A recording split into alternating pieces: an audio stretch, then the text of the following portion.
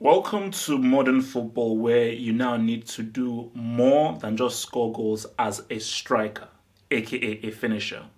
This is football news.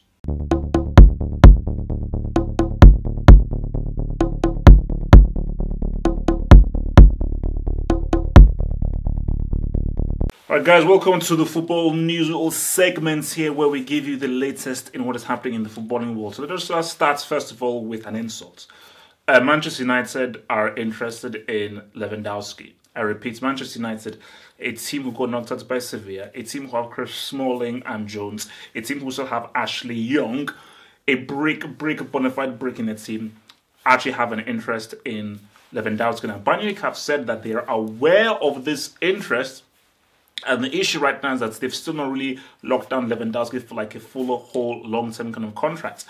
But let's just be fully real here. I mean, there is no conceivable way that Lewandowski is sniffing Manchester United. I need to repeat, guys, and I don't care whether you take this offensive or not. Manchester United are no longer a big club.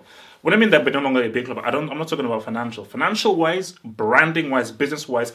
Manchester United are arguably the biggest club in the world. Footballing-wise, prestige-wise, of how people should fear you and respect you along the footballing world and on the footballing pitch, United are no longer a big club. They're not feared by any big person. They're not considered a club that's like big, and this is serious. It's not happening. So why would Lewandowski, the most talented striker in the world, wants to go to a team like United, which is 3 or 4 or 5 steps down? It doesn't make any sense. Although, be very wary. Real Madrid are coming this summer to revamp their whole team because Benzema is getting out of there. And I don't know what this is. Benzema is getting the hell out of there. So they want to try and bring in a bit of a Polish nuke. Hopefully they won't try and puke. And it's a fluke, guys. Perhaps buzz. So again, I don't see Lewandowski leaving Bayern Munich. I feel that he will. Okay, let me go back and say this. I don't know. Okay, I don't really know whether he will leave or not, but I doubt it that he would leave this summer.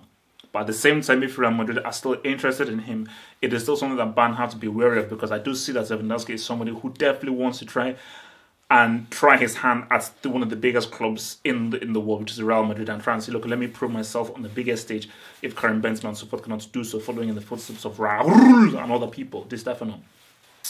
So next little news topic is Marco Veratti. So Veratti, again, this is really the fallout of the embarrassing loss that they had.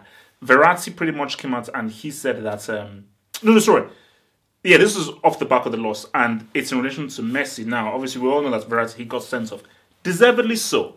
But this is the point that he was making. He said that Messi can wag his finger, point his finger at the referee, just state at him, and he won't get booked. But for other people, if they did the same thing, they would get booked. And guys, this is the sad reality of the world. It is what it is, because again, I think for Messi, many people do like him. They do love him, and people are only human beings. I think for referees, because they see Messi as a guy who is considered one of the best players in the world, he rarely ever fouls. He's rarely ever misbehaved. He rarely ever has really bad behavior or anything. So in their view, they're like, okay, he's so sweet, he's so nice, I don't want to give him a card, even if he poke him in the eye. So that's the reality that we're dealing with here. So I think, from that sense, from that scenario, maybe they don't really want to give him that little card or rebuke him. But I do feel that if you're a referee, it should be the same for every kind of person. You can't treat people differently because they're better, because they're more liked, because they're a bigger brand. You should treat Smalling, Benzema, and Matthias Janssen the same as a Cristiano, a Messi, a Robin, a Neymar, or a Marco Verratti. Everybody should be the same, because that's the whole point of refereeing. Now, for the main news that I want to really touch upon, Luigi Di Biagio, current coach of Italy, he is best remembered for hitting the bar in the penalty shootout against France in France 98, which consequently knocked Italy out of the World Cup. That is what he's known for. I don't know whether he's known for anything else. So he's announced the Italy squad. Again, this is the aftermath of Italy's embarrassing inability to qualify for the World Cup. A squad that includes Gianluigi Buffon, who turns 78 next week. I think, he turns 78 next week. So here, the big news again, I believe Jefinko has been overlooked, which is madness, it's crazy. Balotelli. he's not being picked.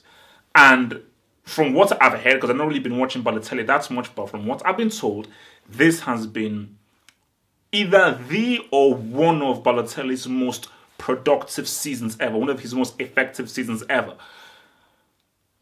And Di Biagio's reasoning for not picking Balotelli is he needs to do more than score goals. Balotelli is a striker. He's a finisher. When I grew up, strikers score goals. Now, you can have your number 10, you can have your supporting striker, you can have your complete striker. What wins games?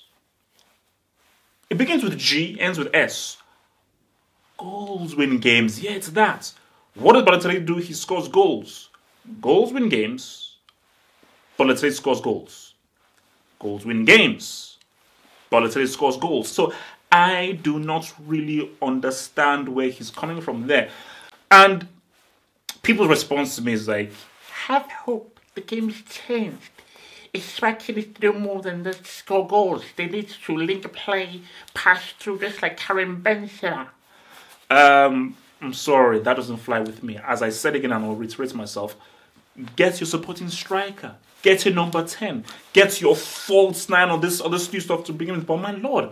So now, I'm a striker, I score goals, and people say, no, you must do more than score goals. You know, you must also bake the eggs. You must also fry the cookies, and you must also make the bed. You must also redecorate the house.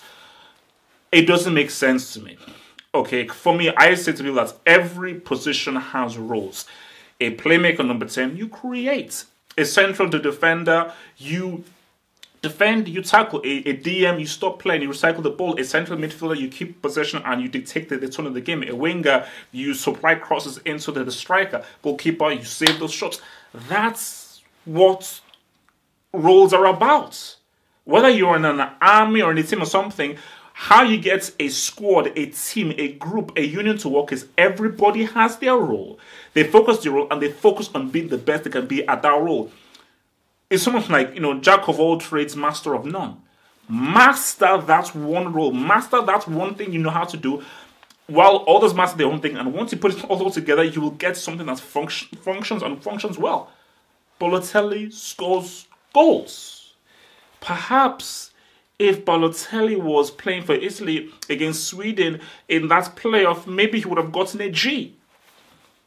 Doesn't make sense, and I don't care whether it's like, oh, I have hope, man. It's not 1996, it's 2018, things have changed. No. Things shouldn't change to a point where scoring goals as a striker isn't enough.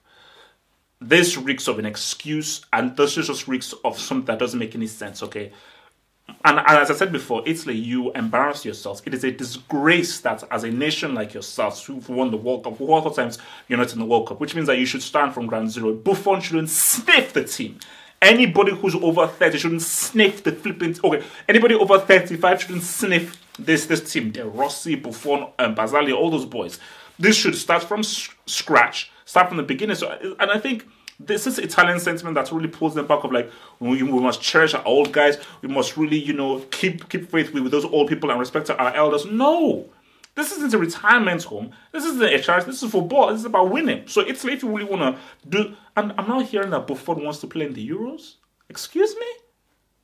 The guy's going to be like 85 at the Euros. Thank you for watching this video. Think about pledging and become a Half of Football Hot patron. Pledge an amount each month and gain access to exclusive videos from your boy, the Football Hot, for more analysis. Peace.